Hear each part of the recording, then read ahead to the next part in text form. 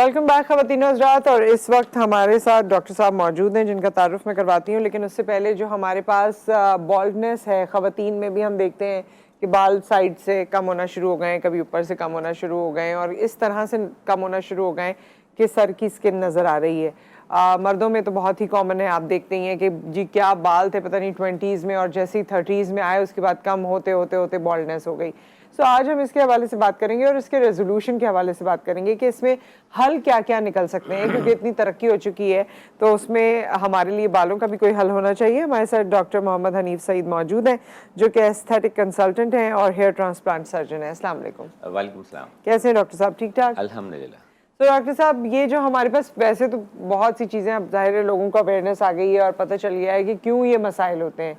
मर्दों में तो बहुत ही ज़्यादा समझ आ गया है कि जेनेटिक है तो ये है तो वो है। ख़वातीन में ये पैटर्न आजकल है उन बॉल्डनेस का या बालों के कम हो जाने का, और क्यों है? आजकल नहीं, ये तो सदियों से चला आ रहा है, ठीक है, और है आजकल ज़्यादा बढ़ गया है या हेयर लॉस का रेशो भी बढ़ गया है और अवेयरनेस भी बढ़ गई है। तो बिल्कुल है। और आपने पूछा कि क्यों है, तो ख़वातीन में एक बाल गिरने की या बाल बारीक होने की जो वजूहात होती हैं उनमें सबसे कॉमन जो है वो हीमोग्लोबिन की कमी है। अच्छा। उसके बाद सेकंड नंबर पे विटामिन D3 की कमी है। उसके बाद थायराइड का अगर फंक्शन डिस्टर्ब हो तो उसकी वजह से भी जो है तो बाल गिरते हैं और बारीक होते चले जाते हैं। अगर आपके पॉलीसिस्टिक ओवरी है, आपके जो महाना निज़ाम है, हार्मोनल सिस्टम है, उसके अंदर कोई ख़राबी है तो उसका असर भी जो है तो हमारे बालों पे पड़ता है। या इसके अलावा किसी भी सही।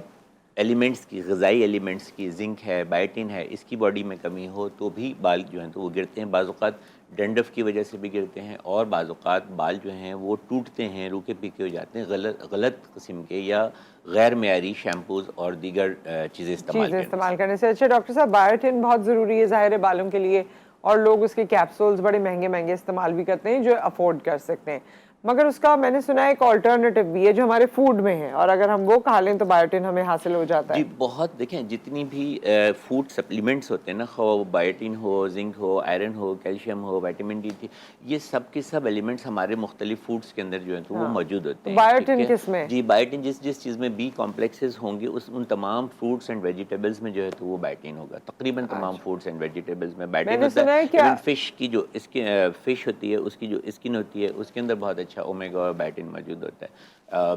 बीफ में, मीट में जो भी प्रोटीन एलिमेंट्स होते हैं उनमें भी जो है तो वो बायोटिन मौजूद होते हैं। अच्छा, मैंने सुना है कि अगर आप बादाम 4-5 ड्राई खा लें। फ्रूट्स, यस, हाँ ड्राई फ्रूट्स है वो, मैंने कहा फ्रूट्स एंड वेजिटेबल्स जी कहा, जी लेकिन जी, अगर फ्रूट्स को डिवाइड कर दें बादाम तो में जो है जी काफी मैंने बिल्कुल सुना है कि बायोटिन काफ़ी 4-5 मकदार अगर में आप जो है, खाएं तो वो काफी काफ़ी ज्यादा। मकदार में बादाम में भी जो है तो वो हाँ, बायोटिन मौजूद है। ये बायोटिन जो मौजूद। नेचर ने जितनी भी कुदरती चीज़ें पैदा की ना, ये बड़ी बैलेंस हैं। प्रॉब्लम कहाँ से शुरू हुआ है कि हमने नेचर को छोड़ दिया है, मतलब फितरत को छोड़ दिया है और गैर फितरी ग़िज़ा की तरफ चले गए हैं। अब हम जो है तो वो जंक फूड खाना पसंद करते हैं, सॉफ्ट ड्रिंक्स जिसमें बहुत जी, ज़्यादा कार्सिनोजेनिक एजेंट्स होते हैं, नुकसानदेह चीज़ होती हैं, उनको पसंद करते हैं। जो नेचुरल चीज़ें होती हैं जिनके अंदर उनसे हम नेचुरल दूर हो गए हैं, सप्लीमेंट्स, हम उनसे नेचुरल हम दूर हो गए, चीजें लगाना चाहते हैं, खाना नहीं चाहते। खाना नहीं अच्छा, चाहते। अब अगर हम इसका रिजॉल्व आपसे पूछें कि बाल थिन हो रहे हैं, कम हो रहे हैं, गंजपन हो रहा है, तो इसके लिए क्या क्या आपके पास सहूलतें मौजूद हैं, इलाज मौजूद है? क्योंकि टाइम कम है तो मैं ख्याल है कि हम ख़वातीन पर ही स्पेसिफिक रहते ठीक हैं, है, क्योंकि अगर मर्दों में और ख़वातीन में डिस्टिंग्विश करेंगे तो हम प्रोग्राम को सही। कैप्चर नहीं कर सकेंगे। तो ख़वातीन में मुझे कहा कि आप हमें कॉल भी कर सकते हैं डॉक्टर साहब से बात करने के लिए। जी अच्छा, ख़वातीन के लिए आपने पूछा कि क्या क्या क्या वजूह, नहीं, मैंने आपसे इलाज पूछा है इलाज कि पूछा, इलाज ठीक है। कौन कौन सा अवेलेबल देखिए, है। इलाज होता है वजह पर, ठीक है। तो सबसे पहले अगर कोई भी खातून हमारे पास अपना मसला लेकर आती है, देखिए अव्वल तो पहली बात ये कि कोई भी औरत जो है वो मुकम्मल गंजी नहीं होती है, रिस्पेक्टिव वेरी रेयर होता। क्या है कि या तो हेयर लाइन रिसीड होने शुरू हो जाती है, प्लस हेयर लाइन रहती है लेकिन फ्रंट के खास तौर पे इतने हिस्से के जी बाल जो जी, हैं तो वो बारीक हो जाते हैं और आपकी स्किन जो है तो वो नज़र नजर आने आने लगती है, ठीक लगती है। है। जी और जब आप कॉम करती हैं या शावर लेती हैं तो आपको कॉम में या शावर में और उसमें मतलब बाल ही बाल जो हैं तो वो नज़र आते हैं। यानी कि 60-70 बाल से ज़्यादा अगर बाल गिने तो इसको हम कहते हैं कि ये एबनॉर्मल हेयर फॉल है, ठीक है। ठीक है। तो सबसे पहले पहले रूट ये कहा जाता था कि 100 बाल गिरना नॉर्मल है, साठ याद है सत्तर में, आपको? जी बिल्कुल, लेकिन 100 ज़्यादा हाँ होते हैं। अभी जो नई स्टडीज़ आई हैं वो हाँ, कहते हैं 60-70। 60 टू 70 इज़ ओके। अगर 60 टू 70 से ऊपर आप जो है तो देखेंगे तो फिर उसको हम एक्सेसिव हेयर फॉल कहेंगे, ठीक है, ठीक इसका है। आपने हमें जल्दी से इलाज बताना है, लेकिन कॉलर भी हमारे साथ हैं, एक साथ जवाब दे देते हैं, पहले उनकी बात भी सुन कॉल ले लेते हैं। लें जी। अस्सलाम वालेकुम। वालेकुम सलाम मैम, कैसी हैं आप? जी मैं ठीक ठाक। हमारे साथ हैं अब्दुल रज़ाक साहब। अच्छा डॉक्टर साहब, मैंने सिर्फ मुख्तसर सा एक सवाल पूछना है कि हेयर ट्रांसप्लांट के लिए कौन सा कुछ लोग कहते हैं कि ये सर्दियों में करवाना चाहिए, गर्मियों में वो बेहतर नहीं इसकी मैनेजमेंट होती। आप कहाँ से बात कर रहे हैं सर? लाहौर से। लाहौर से बात से। और आप करते क्या हैं? जी, मेरा टेक्सटाइल का बिजनेस है। टेक्सटाइल का बिजनेस है। देखिए, आपके पास गाड़ी में एयर कंडीशन है? जी है, बिल्कुल। घर में भी है? जी है। ऑफिस में भी है? ऑफिस में भी है। तो आपके लिए तो सारे मौसम एक जैसे हैं ना सर। नहीं, लेकिन मैं वॉक पे भी नहीं, मैं आउटडोर एक्टिविटीज भी करता अच्छा, हूँ, वॉक अच्छा, पे भी ठीक है। इनके पास सब कुछ है और बिजली का बिल भी है, बिजली के बिल भी तो फिर वो बंद करना पड़ता है नहीं, ऐसी। बिल्कुल जी। अब्दुल रज़ाक साहब, किसी भी मौसम में हेयर ट्रांसप्लांट करा सकते हैं। उसकी चंद एहतियातें होती हैं जो होती ही है। मौसम ख़्वाह कोई भी हो, उसको थोड़ा सा जो है तो वो पसीना आने से शुरू के कुछ दिन में बचाना होता है और थोड़ा सा गर्द और गुबार से बचाना होता है। अदरवाइज़ मौसम की कोई इतनी ज़्यादा इंपॉर्टेंस नहीं है। लेकिन आपका सवाल बिल्कुल दुरुस्त है। लोगों में ये मिथ ही कहेंगे, या उनका कंसेप्शन जो है तो वो गलत है। वो समझते हैं कि सर्दियों में जो अगर हेयर ट्रांसप्लांट कराएं तो वो ज़्यादा सक्सेसफुल होता है और गर्मियों में हेयर ट्रांसप्लांट तो लेकिन थोड़ी बहुत आपको यानी पसीने से बचाना है तो जाहिर है मौसम बेहतर होना चाहिए हर लेकिन कोई। ज़्यादातर लोग 90% लोग ऐसे होते हैं जिनके पास अल्हम्दुलिल्लाह ये फैसिलिटीज़ मौजूद होती ही हैं। और अगर नहीं होते तो 2-3 दिन जो है तो वो आप ब्रेक करके घर में आराम कर लें। नॉर्मल विदाउट एयर कंडीशन वाले कमरे में भी जो है तो आप रह सकते हैं। इवन सहन में, दालान में, लॉन में, कहीं पर भी जो तो वो रह सकते हैं। हेयर ट्रांसप्लांट का कोई मौसम नहीं होता। ठीक है, कॉलर एक और हमारे साथ हैं। अस्सलाम वालेकुम। अस्सलाम वालेकुम। वालेकुम सलाम अबीहा। जी डॉक्टर से मेरा सवाल है कि मेरे ना पहले बाल ना सही होते थे, तो मतलब ग्रोथ भी सही थी और वैसे भी अब ना मेरे बाल ना फ्रंट से दोनों साइडों से ना कम हो गए हैं, गंजे हो गए हैं ना, मतलब फ्रंट साइड से, और ना जो बाल थोड़े हो गए हैं और मैंने बहुत से शैम्पूज और ऑयल भी यूज कर लिए हैं बट कोई रिकवरी नहीं है। ठीक है, ऑन एयर बात करते हैं। बिल्कुल ऑन एयर आपको बताते हैं। ऑन एयर आपको बताएंगे। जनरल आपका प्रॉब्लम है, उसी में आपको हमारे डिस्कशन में आपको अपने सवाल का जवाब मिल जाएगा ना। देखिए, एक बड़ा इन्होंने कहा कि शैम्पू और ऑयल जो है तो वो इस्तेमाल के लिए। हेयर फॉल शैम्पू जो है वो हेयर फॉल के लिए नहीं है। ठीक है, बहुत ज़्यादा रोल नहीं है हेयर फॉल को रोकने के लिए। क्यों?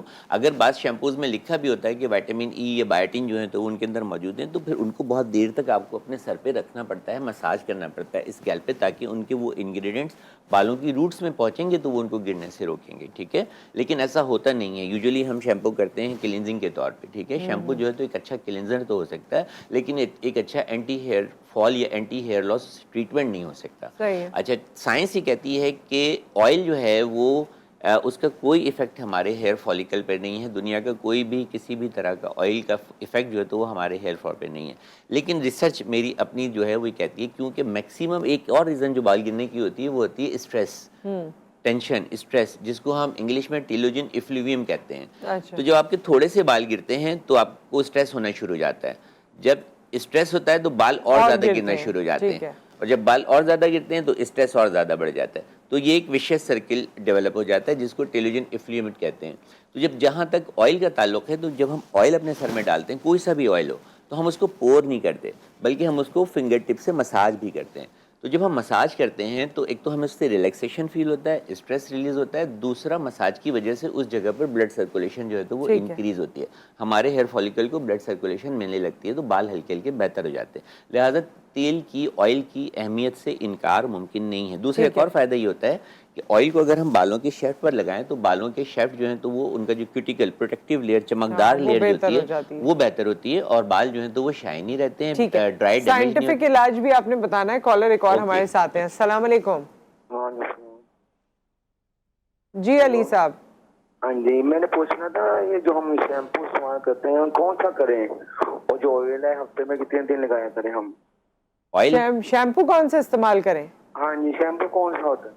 जी देखिए, कोशिश क्या करें कि सल्फेट फ्री, और जो उसके अंदर दीगर बहुत महंगे आते हैं सल्फेट फ्री शैम्पू। हाँ, कोशिश करें कि सल्फेट फ्री शैम्पू जो है तो वो इस्तेमाल कर लें, या जी उसको नॉर्मल पीएच का शैम्पू कहते हैं, बल्कि अगर कहें तो बेबी शैम्पू भी, अगर बेबी शैम्पू जिसमें ज़्यादा वैसे अगर तो- कॉमनली अगर हाँ। आप पूछ रहे हैं, जो जनरली अगर कि अगर कोई है तो मैं ऑनलाइन ऑन एयर जो है तो वो यही रिकमेंड कर सकता सही। हूँ। वैसे तो बहुत सारे मेडिकेटेड शैम्पू होते हैं, अगर आपको वो सजेस्ट कराना है तो आप अपने डॉक्टर से मशवरा करके, जो आपके स्किन के ये हेयर के डॉक्टर हैं उनसे हाँ, मशवरा लेकिन करके वो भी अपने- सल्फेट फ्री है सल्फेट बेबी फ्री होना। शैम्पू। जी, इसलिए मैंने इनको हाँ बता हाँ, दिया कि ये वो बहुत भी अच्छा है। वैसे बहुत से लोग बड़े होने तक वो यूज करते हैं और बाल उनके ठीक केमिकल्स रहते नहीं हैं। है उसमें, इसलिए जो है तो वो कंपैरेटिवली जो है वो सेफ है।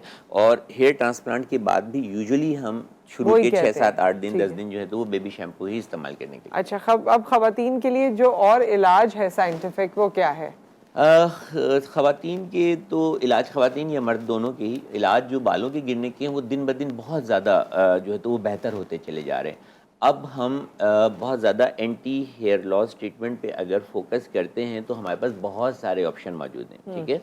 सबसे पहले अगर हम बिल्कुल छोटे वाले ऑप्शन पे चले जाएं तो एक टेक्निक होती है, एक थेरेपी होती है जिसको मीज़ोथेरेपी जी, कहते हैं, मीज़ोथेरेपी। जिसमें एक anti hair loss solution outsource आता है, जिसमें जिंक भी होती है, बायोटिन भी होती है, मिनॉक्सिडिल भी होता है और दीगर ऐसे एलिमेंट्स होते हैं जो बालों की ग्रोथ के लिए ज़रूरी होते हैं या उनकी ग्रोथ फैक्टर को एक्टिव करने के लिए ज़रूरी होते हैं। तो इस सॉल्यूशन को इंसुलिन सिरिंज के ज़रिए भर के 3 मिलीमीटर डेप्थ पे लगा दिया जाता है, अच्छा। क्योंकि बालों की जो रूट होती है वो 3 to 5 मिलीमीटर डेप्थ पे होती है। सही। तो 3 मिलीमीटर डेप्थ पे मुख्तलिफ एक स्क्वायर सेंटीमीटर के फासले से थोड़ा थोड़ा मीज़ो सीरम इंजेक्ट करते हैं, जिसकी वजह से वहाँ पे ग्रोथ फैक्टर एक्टिव होते हैं और बाल ग्रो करना शुरू कर जाते हैं। बारीक बाल मोटे होने शुरू हो जाते हैं, जो अनहेल्दी बाल होते हैं वो हेल्दी नजर आना शुरू हो जाते हैं। ये बहुत बेसिक सा ट्रीटमेंट है। हाँ, लेकिन इसकी सेटिंग्स होती होंगी। सेटिंग्स होती हैं, बिल्कुल 6-7 सेटिंग्स में आपको काफ़ी इंप्रूवमेंट मिलती है और 15 डेज के बाद यूजुअली एक सेटिंग होती है। थोड़ा सा ऊपर चले जाएं तो इससे और ऊपर का जो ट्रीटमेंट है वो भी अब बेबी ट्रीटमेंट ही है, जिसको आम जबान में पीआरपी कहते हैं। पीआरपी, हाँ। अच्छा, पीआरपी भी जो है वो 2-3 तरह के जो है तो वो पीआरपी होते हैं और उसको पीआरपी करने का और बनाने का तरीका बड़ा इंपॉर्टेंट होता है। तो बड़ा कॉमन लफ्ज़ है, बड़ा कॉमन ट्रीटमेंट है, लेकिन लोगों की शिकायत होती है कि मैंने 8 पीआरपी करा लिए, मुझे कोई फ़ायदा नहीं हुआ, मैंने 10 पीआरपी करा लिए, मुझे कोई फ़ायदा नहीं हुआ। उसकी रीज़न ये होती है कि वो पीआरपी एक्चुअल पीआरपी नहीं होता। PRP means platelet rich plasma, यानी कि वो प्लाज्मा जो प्लेटलेट से रिच हो, जब वो आपके अंदर इंजेक्ट किया जाएगा तो वो आपके ग्रोथ फैक्टर को एक्टिवेट करेगा। अगर सिर्फ वो प्लाज्मा है और रिच प्लाज्मा नहीं है तो आप 20 भी पीआरपी करा लेंगे तो आपको कोई फ़ायदा नहीं होगा। तो लिहाजा पीआरपी बल्कि बड़े, अगर आप इसको हम उसकी सतह पर देख लें कमर्शियल लेवल पर, तो बहुत चल रहे होते हैं सोशल मीडिया पे, बहुत चीप सी ऑफर्स जो हैं तो वो पीआरपी के हवाले से जो है तो वो चल रही होती हैं। तो इस तरह की किसी ऑफर पे जो है तो गौर नहीं करें। आप देखें कि जो डॉक्टर आपका जो है, जो जिससे आप ट्रीटमेंट करा रहे हैं, उससे तसल्ली करके फिर आप अपना जो कॉलर हमारे साथ हैं। अस्सलाम वालेकुम। अस्सलाम वालेकुम। जी सरफराज साहब। हाँ जी, मैडम मैंने ये डॉक्टर साहब से पूछना था कि मेरे बाल तो झड़ चुके हुए हैं। झड़ चुके हैं। तो हाँ जी, तो आगे बच्चों के भी बाल मेरी तरह ही झड़ रहे हैं, इसका कोई इलाज बताएं जब बच्चों के बाल तो ना झड़े ना। ठीक है, ऑन एयर बताते हैं आपको, आपका फैमिली ट्रीटमेंट भी बता देते हैं। एक और कॉलर हमारे साथ हैं। अस्सलाम वालेकुम। अस्सलाम वालेकुम अली साहब। ठीक है जी। बच्चों का भी और इनका भी ना, तो बच्चों के इनके बाल झड़ चुके हैं, ठीक है, जिसको मेल पैटर्न बाल्डनेस कहते हैं या एंडोजेनेटिक एलोपेशिया कहते हैं, ठीक है। इनका इलाज तो ये है कि ये ट्रांसप्लांट करा लें, बेहतरीन इलाज है, सक्सेसफुल ट्रीटमेंट है। अगर अच्छी जगह से ट्रांसप्लांट कराएंगे आपको बहुत प्रॉमिसिंग और गारंटेड रिजल्ट मिलेंगे। अब जब बच्चों की तरफ आते हैं तो उनकी उम्रें बड़ी इंपॉर्टेंट अहमियत रखती हैं कि वो किस एज में हैं।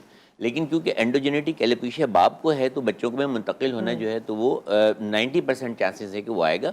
बाज़ केसेस में जीन्स जो है वो सुप्रेस रहती हैं और बाज़ केसेस में जीन्स जो है तो वो डोमिनेट हो जाती है। जब जीन्स डोमिनेंट होती हैं किसी भी वजह से, एंडोजेंस की वजह से, तो बाल पहले बारीक होते हैं और बारीक होने के बाद हल्के हल्के गिरना शुरू हो जाते हैं। तो ये सारे ट्रीटमेंट जो एंटी हेयर लॉस या एंटी हेयर फॉल के ट्रीटमेंट कहलाते हैं, जिसमें मीज़ोथेरेपी, पीआरपी, एडवांस पीआरपी, पीजीआरएफ और उसके बाद अब जो लेटेस्ट टेक्निक है, या फिर हेयर थ्रेड भी बहुत इफेक्टिव है। क्योंकि जब हम ये पीडीओस थ्रेड कहलाते हैं, तो जब हम हेयर थ्रेड्स को बालों की रूट्स में इंजेक्ट करते हैं तो वो एक्ट करते हैं as a foreign body act करते हैं, ठीक है। बॉडी को एहसास होता है कि कोई चीज़ अंदर आ गई है, तो बॉडी का पूरा सिस्टम जो है तो वो उस तरफ रिफ्लेक्स करता है और उसको बाहर निकालने की कोशिश करता है, लेकिन क्योंकि थ्रेड अंदर चला गया वो तो बाहर निकलेगा नहीं। जब बॉडी अपनी इस कोशिश में नाकाम हो जाती है तो उसका दूसरा सिस्टम डेवलप होता है कि इसको अपने जिस्म का हिस्सा बना लें। तो जब उसको अपने जिस्म का हिस्सा बनाने के लिए रश करते हैं तो वही सर्कुलेशन भी इंक्रीज होता है, जब और वो थ्रेड जब डिसॉल्व होते हैं तो वो कोलेजन में जो है तो वो कन्वर्ट हो जाते हैं। अच्छा। और उसकी वजह से जो है तो वो आपका हेयर फॉल बहुत अच्छा जो है तो वो रुकता है और बेहतर हो जाता है। ठीक है, कॉलर हमारे साथ हैं। अस्सलाम वालेकुम। अस्सलाम वालेकुम जी। जी वालेकुम अस्सलाम। ये मेरी 40 एज हो चुकी है तो मेरे ना बाल सर के भी वाइट हो चुके हैं, दाढ़ी के भी, तो क्या ये वाइट मतलब दोबारा ब्लैक हो सकते हैं? ठीक है कासिम साहब, बताते नहीं हैं। जी, दुनिया में अभी तक ऐसा कोई ट्रीटमेंट दरियाफ्त नहीं हुआ है सिवाय कलर करने के, डाई करने के, कि जो सफ़ेद बालों को दोबारा से जो है वो ग्रे या ब्लैक कर सके। लेकिन ऐसी कुछ दवाएं अब आ गई हैं जो बालों को मज़ीद सफ़ेद होने से या ग्रे होने से रोक सकती हैं। कुछ उसमें पाकिस्तान में अवेलेबल भी हैं, आप अपने डॉक्टर के मशवरे से चेकअप करा के जो है तो वो करा सकते हैं। अच्छा, कुछ एंटीऑक्सीडेंट चीज़ें हैं, ऐसी चीज़ें कि बाल क्यों वाइट होते हैं। एक तो जेनेटिकली होते हैं, यूजुअली ये जेनेटिकली होते हैं। अगर पेरेंट्स के बाल वाइट हैं तो बच्चों के भी होंगे और आमतौर पे सबके होते हैं। लेकिन प्री मेच्योर एजिंग कहते हैं कि जिनके जल्दी बाल वाइट होना शुरू हो जाते हैं, वो प्री मेच्योर एजिंग साइन है, प्री मेच्योर एजिंग साइन है। तो इलाज उसका कोई नहीं है, कुछ विटामिन ई वगैरह लेके, बायोटिन, वो रिवर्स नहीं हो सकते? नहीं, रिवर्स नहीं होता। जो बाल ब्लैक हो वाइट हो गया वो दोबारा ब्लैक नहीं होगा। अलबत्ता जो ब्लैक बाल हैं उनको मुख्तलिफ सप्लीमेंट्स और चीज़ों के जरिए रोका जा सकता है। एक और कॉलर है, लास्ट कॉलर। अस्सलाम वालेकुम। अस्सलाम वालेकुम। और कॉल नहीं है हमारे पास, तो जाते जाते आप इसे कंक्लूड कर दीजिए। मैं कंक्लूड कर दूं कि सारे ट्रीटमेंट हो गए, लेकिन अब सबसे जो एडवांस ट्रीटमेंट है और जिसके वाकई बहुत प्रॉमिसिंग रिजल्ट हैं वो है एक्सोसोम्स स्टेम सेल्स। अच्छा। यानी कि स्टेम सेल्स जो होते हैं वो रीजनरेटिंग सेल्स होते हैं। कुछ लोग क्लेम करते हैं कि हम यहाँ बॉडी के जरिए जो है तो वो स्टेम सेल्स डेवलप करके जो है वो इंजेक्ट करेंगे। कोई पाकिस्तान में क्या अभी तक दुनिया में कोई भी लेबॉर्ट्री जो है ऐसी नहीं है कि जो प्रॉपर स्टेम सेल्स बना सकी हो बॉडी सेल्स से, ठीक है। लेकिन स्टेम सेल्स अपने रिवोल्यूशनरी पीरियड में, जैसे कि आपने कहा था कि हम बालों के रिवोल्यूशन के हिसाब से जो है तो वो डिस्कस करेंगे। अब जो सेल जो आया है वो एक्सोसोम कहलाता है। ये बेसिकली प्लेसेंटल एक्सट्रैक्ट होता है। एक्सोसोम सेल्स वो है जो आपके हेयर फॉलिकल को रीजनरेट करने की सलाहियत रखता है। तो ये मिलता है? जी बिल्कुल मिलता है। ये आउटसोर्स होता है और डॉक्टर्स ही इसको जो है तो वो लगाते हैं। इसके लगाने की, बनाने की, स्किन में भी लगता है, मैंने सुना है। रीजनरेटिंग सेल्स है ना, बालों की भी एक्सोसोम्स हैं, स्किन के एक्सोसोम्स जो हैं अलग हैं, दूसरे और दीगर बॉडी बस ये इंजेक्टेबल्स होते हैं। बस इंजेक्टेबल होता है, उसको इंजेक्ट करवाएं। और स्टडीज़ ये कहती हैं कि इफ़ अगर बहुत ज़्यादा एक्सेसिव हेयर फॉल नहीं है, नॉर्मल एवरेज हेयर फॉल है, तो एक्सोसोम्स के 2 shot with the interval of 2 month और 3 months that will be enough to create the regeneration process. Regeneration process को कंटिन्यू रखेंगे अनदर 2 ईयर्स के। Very nice, thank you so much doctor साहब, आप हमारे साथ मौजूद रहे और बड़ी अच्छी आपने तमाम बातें बताई। इंशाल्लाह फिर किसी वक्त नशिस्त रखेंगे आपके साथ और मजीद चीज़ें आपसे डिस्कस करेंगे। Thank you so much. और आपकी टीम का बहुत ज़्यादा शुक्रिया। बहुत बहुत शुक्रिया। एक ब्रेक आ गया यहाँ पे, ब्रेक के बाद हम बात करेंगे, ये तो बालों के हवाले से डिस्कशन हो गई, अब माइग्रेन के हवाले से बात करेंगे कुछ देर बाद।